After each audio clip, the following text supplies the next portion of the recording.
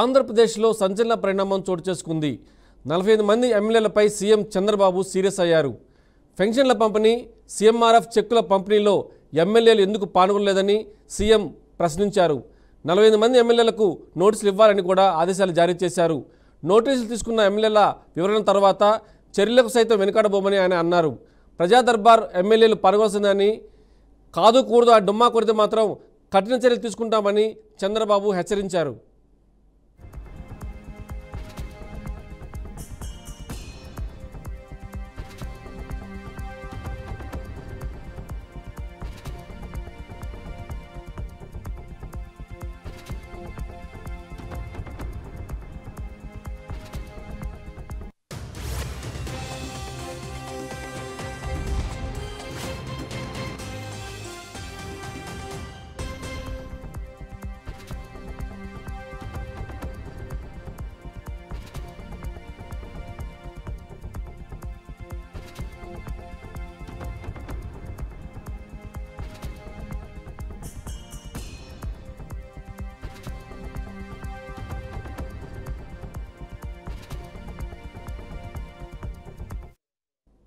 ప్రస్తుతం అమరావతిలో జరుగుతున్న పరిణామాలకు సంబంధించి 45 మంది ఎమ్మెల్యేలకు నోటీసులు ఇవ్వాలని చంద్రబాబు ఆదేశం జారీ చేసిన నేపథ్యంలో ఈ విషయం మీద అమరావతి బ్యూరో చీఫ్ నాగని అడుగుదాం, నాగకిషోర్ అడుగుదాం. నాగకిషోర్ చెప్పండి. ఎన్ఆర్డి ఇక్కడ ప్రధానంగా చూసుకున్నట్టయితే అమరావతి ప్రాంతంలో టీడీపీకి సంబంధించి 48 మంది ఎమ్మెల్యేలు సరిగ్గా వ్యవహరించట్లేదని చెప్పి కంప్లైంట్లు ఎక్కువగా వస్తున్న నేపథ్యంలో క్రమశిక్షణ కమిటీ ఇటు విజయవాడ ఎంపీతో పాటు ఎమ్మెల్యే తోటి కూడా భేటీ అవడం జరిగింది. చంద్రబాబు నాయుడు లండన్ పర్యటనలో ఉన్నప్పుడు వీరు ఏదైతే తిరువూరు ఎమ్మెల్యే కొలికపూడి శ్రీనివాస్ కావచ్చు, అదేవిధంగా ఎంపీ కేశినేని చిన్ని కావచ్చు, వీళ్ళిద్దరితోటి భేటీ అయినటువంటి క్రమశిక్షణ కమిటీ వాళ్ళిద్దరికి సంబంధించినటువంటి వాదోపవాదాలు వినడం జరిగింది. ఈ క్రమశిక్షణ కమిటీకి ముందు హాజరైనటువంటి కొలికపూడి శ్రీనివాసరావు అతనికి సంబంధించి వివరణ ఇచ్చిన దాని మీద క్రమశిక్షణ కమిటీ అయితే దాని మీద విచారణ కమిటీ సీరియస్ అయినట్టుగా కూడా తెలుస్తా ఉంది. తిరువూరు ఎమ్మెల్యే పార్టీ క్రమశిక్షణను ఉల్లంఘించారంటూ కూడా చంద్రబాబు నాయుడుకి నివేదిక ఇవ్వడం జరిగింది.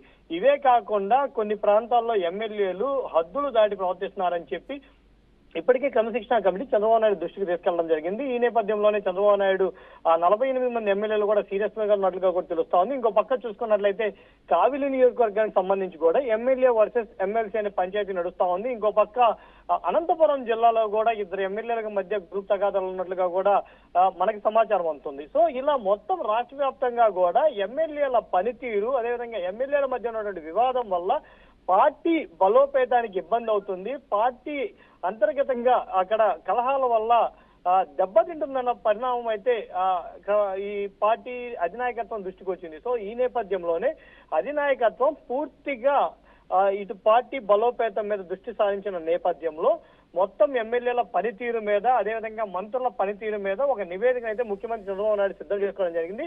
మొన్న మంత్రులకు కూడా సమాచారం అందించడం జరిగింది. కొంతమంది మంత్రుల పనితీరు అయితే మట్టికి చాలా అధ్వానంగా ఉంది, మీరు ఇలానే కొనసాగే పని అయితే ఖచ్చితంగా చర్యలు తీసుకుంటామని కూడా చెప్పడం జరిగింది.